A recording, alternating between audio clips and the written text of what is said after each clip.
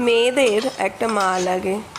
ফেসবুকে কিছুদিন আগে এটা নিয়ে একটা পোস্ট ভাইরাল হয়েছিল, আমিও শেয়ার করেছিলাম। কারণ লেখাটাই ছিল এমন: বিয়ের আগে হলে হয়তো তার মর্মার্থ অতটাও বুঝতাম না, কিন্তু বিয়ের পর যতই দিন যাচ্ছে ততই হাড়ে হাড়ে টের পাচ্ছি একটা মেয়ের সত্যিই একটা মা লাগে, যাকে দিনের ছোট ছোট জিনিসে বড্ড মনে পড়ে।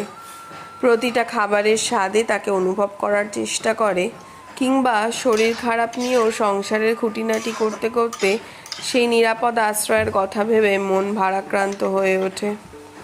আজকের এই রেসিপিটা ঠিক সেরকমই একটা দিনের। এই পেঁপের ঘন্টটা একেবারেই আমার ভালো লাগতো না ছোটবেলায়।